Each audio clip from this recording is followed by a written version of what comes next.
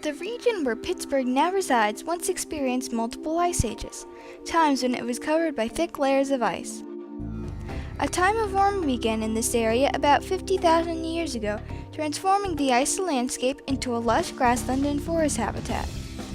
It is here that species such as the short-eared owl began to flourish. The short-eared owl, named for the small feathery tufts on top of its head that aren't actually true ears, is well adapted to its current ecosystem. They primarily prey upon voles, mice, ground squirrels, bats, muskrats, and moles. It swoops down upon its prey, feet first, plunging into the tall grass. The short-eared owl lays its clutch of eggs on the ground in nests lined by feathers, weeds, and grass. The fledglings will emerge in just over 4 weeks. For thousands of years, the short-eared owl populations thrived with good hunting conditions, few predators, and ideal nesting grounds. But then everything changed.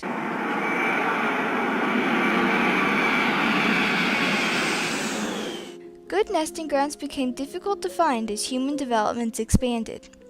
In 2016, airport staff at the Pittsburgh International Airport discovered the presence of a family of short-eared owls nesting in the grassy strips next to the runway.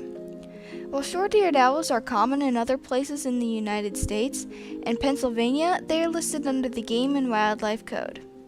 Actions needed to be taken before these birds were hit. Research is conducted at airports and on planes to develop ways to prevent bird deaths and human deaths when birds and planes collide.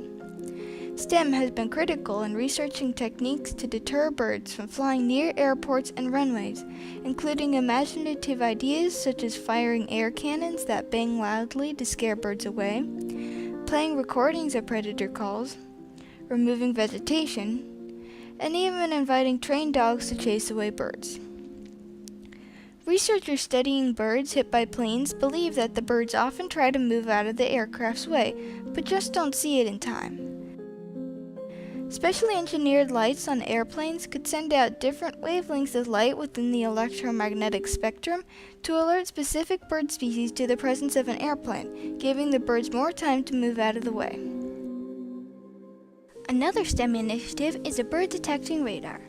Advancements are continually made in this technology, and although it is not widely used in commercial aircraft yet, radar of the future will detect what species of birds are in the aircraft's path and even the number of individual birds present. This single device involves all 4 areas of STEM. Now, back to the short-eared owls at the Pittsburgh International Airport. Once the owls were discovered, the airport authorities needed to work fast to come up with a solution.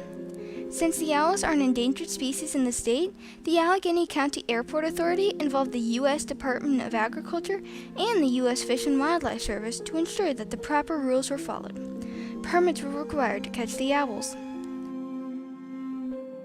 Once caught, wildlife biologists of the National Aviary examined and banded the birds to better expand our understanding of the species.